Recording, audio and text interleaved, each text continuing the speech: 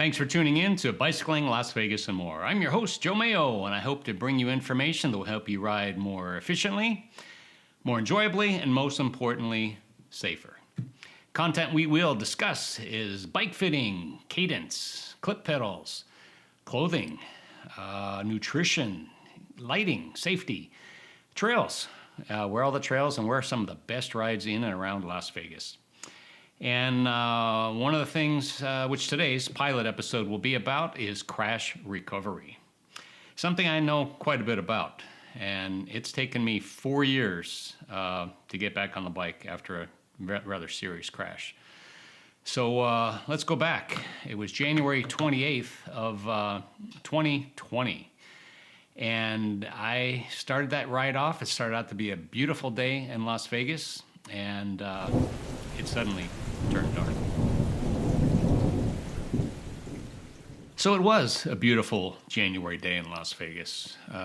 Peak temperature was 70 degrees, clear skies, not a speck of wind, just a perfect day.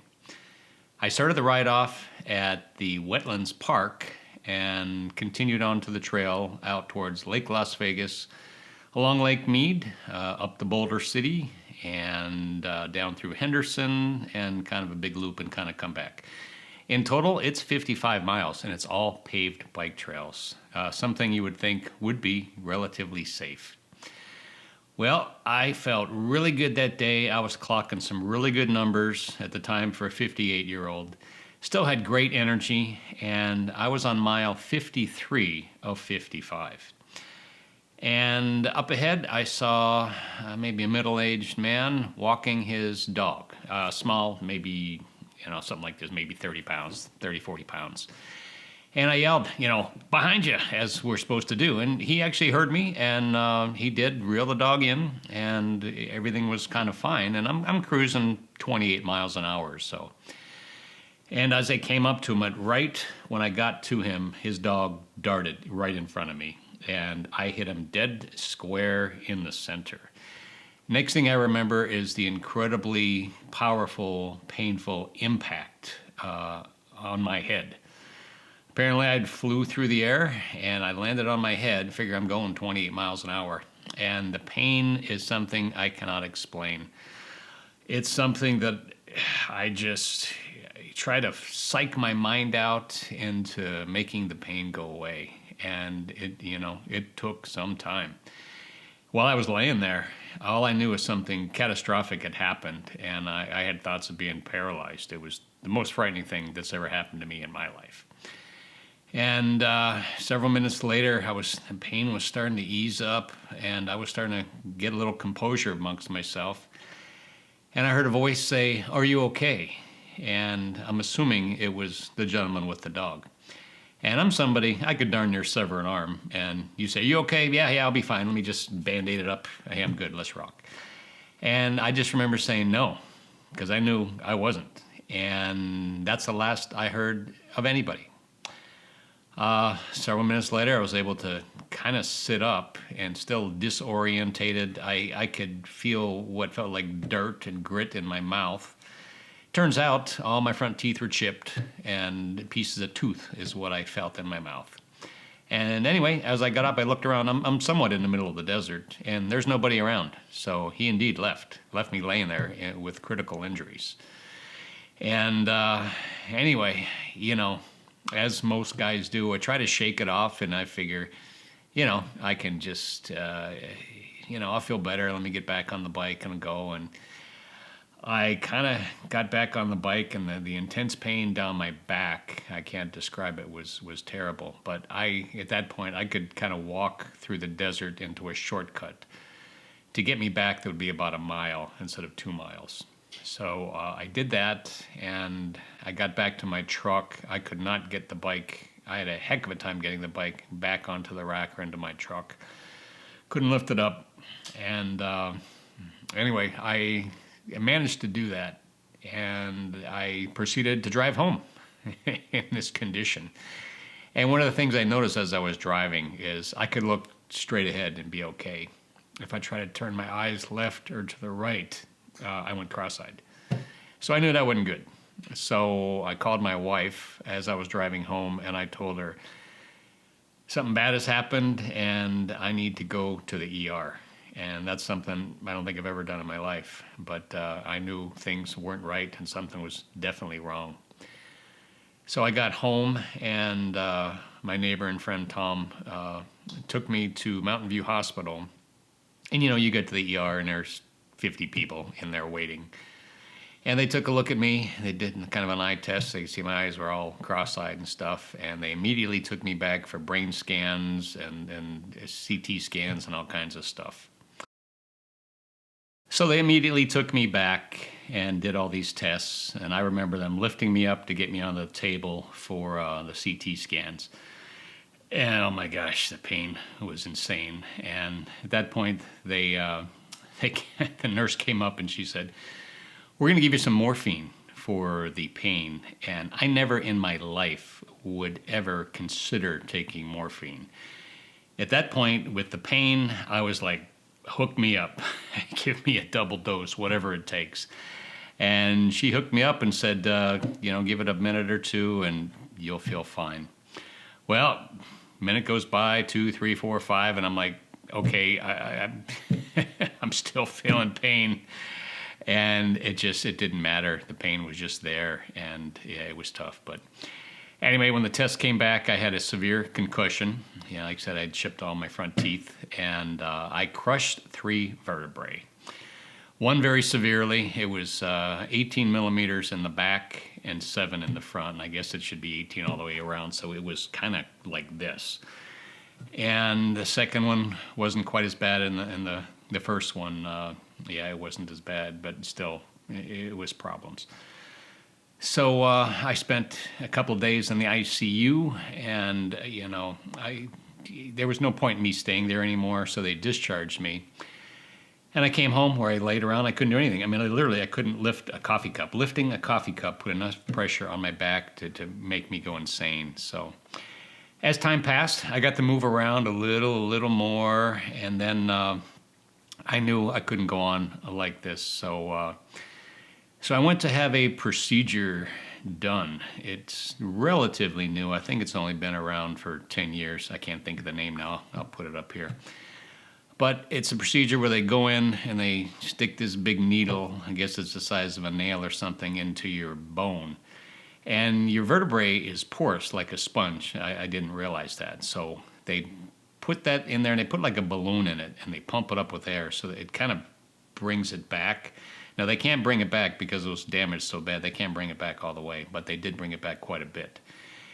And then they pull that out and they pump cement in there to seal things up. And they claim that the very next day you can go out and dance around and do whatever you want. You're good to go.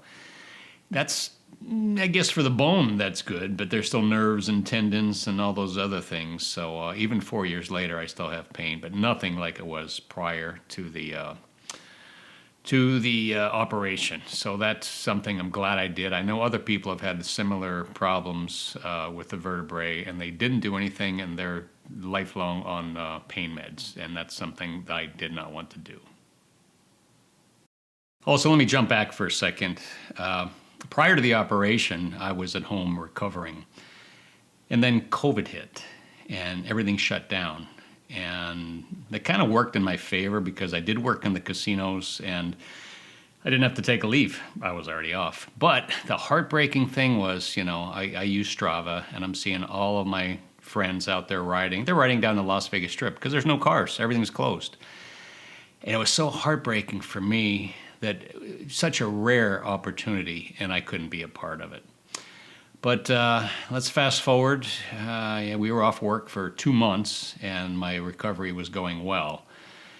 And I knew I had to get out there and do something. I couldn't stay immobile. I had to try to get my health back a little bit. Well, I tried walking. I really can't walk. I couldn't walk that much because it would bring a lot of pain to my back. So I wound up buying a trike, and that did help. That helped quite a bit for my back, and also thinking that it would be a safer way to get exercise. Reality of it is, for me, when I think about it, I had a lot of fun with it. I still have it. But you sit so low, unless you're out on the trails, even then, there's still dogs out there. If I'm sitting on a two-wheel bike and sitting high, I have much less chance of getting bit, or even a coyote. There's coyotes out there than on the trike. So haven't ridden that in a little while now. But I also got on our four-wheel bikes, and you sit much better. It's not quite as efficient, but still, I got exercise, and I was able to do that. So the thought was, let's get back on two wheels. It's, from the time I crashed, even when I crashed laying there, I kept thinking, okay, I'm going to have to take a couple days off. You believe that? And I had this internal fight of, I don't want to put my family through what I put them through. At my age, I don't think I could recover from something like that again. And it was tough. It was a really tough decision. So the fall, December 10th of 2020 came along. And, the thoughts, I keep thinking, I want to go, I want to ride. And then, unfortunately, 5 of our friends, local riders, got killed in from a meth out guy driving a box truck. And you may have seen that on the news, but terrible tragedy. And I knew, I did know Erin. She was an incredible athlete, just amazing. But that, of course, was a sucker punch to the gut. And, well, we'll fast forward to 2023, and I'm still fighting my demons. And I'm realizing at this point, my health is kind of declining. It's something that I can't explain the health benefits of cycling, the cardio, long, 3-4 hours sometimes. There's nothing to compare to that. I did ride indoors on a trainer. Pretty amazing technology they have out there. But it just does not compare to being out there. So as much as I knew getting back on a bike and riding could kill me, I knew that not riding was killing me. So 2023 rolls around, and in the spring tour of St. George, which is a ride I've ridden many times, and I love it. Fantastic ride. 2 brothers were killed by a drunk driver that year. So another sucker punch to the gut. Then later on in the year, there was a retired police sergeant, I believe, that was intentionally run down here in Las Vegas by 2 punk kids and killed. And then a couple of months later, one of my Strava friends, Terry, was in a terrible accident. And I'll put a link to her channel. I encourage you to check it out. She's done really well with her recovery, and she's an incredible triathlete. So check her story out. So I was set back again. Well, let's fast forward to 2024. 2024 starts, and got a lot of things going on at work, a lot of stress building up, and I know there's nothing that'll blow stress out like a good 3-hour ride for me. And every year, I see the sun coming up early, and especially as we get towards summer, and that's the best time for me to ride. I get out at 3 a.m. and I ride when it's 78 degrees on the trails, and just beautiful out there. So the stress is building up, and I know I have to get this out of my system. Whether I ever ride again, or if it's a one-time shot, I need to get back on the bike and just go around the block even. But I have to do this. I have to get it out of my system. So April 30th, 2024. That morning I just had too much. And oddly enough, when I say the stress at work, 3 days later, my department was eliminated and I've become retired. So there you go. So yeah, there's a lot of things going on. Anyway, I got on the bike and I started pedaling to the west. Quite a bit of elevation going to the west there. I was a little shaky on the bike, and I was weak. I couldn't believe how weak I had become. Even though I did the indoor trainer and I did the 4-wheeler and the 3-wheeler, definitely weak. So I went up to up West Alexander to the bicycle trail that goes along the 215. And I went north and I went down, and it used to end right around Centennial, I believe, the last time I rode it. And I continued on down there, and it goes all the way to Decatur now. It goes through the Centennial Bowl, which is unbelievably beautiful. What a beautiful trail. Clean, lighted, safe, just unbelievable.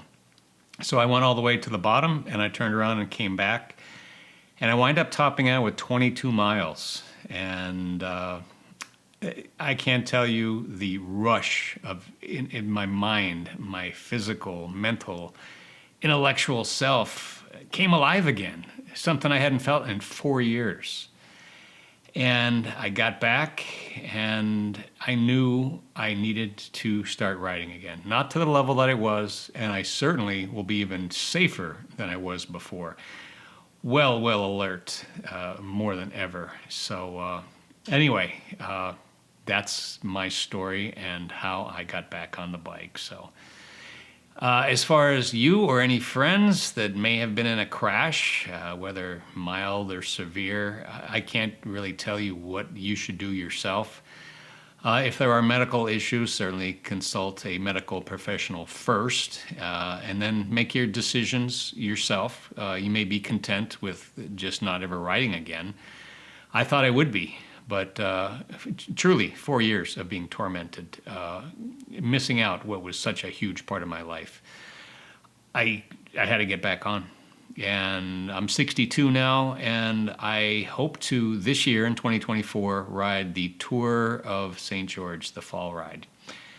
So wish me luck, and leave any comments below for any future episodes. I want to make this fun, informative, and help y'all ride more efficiently, more enjoyably, and safer.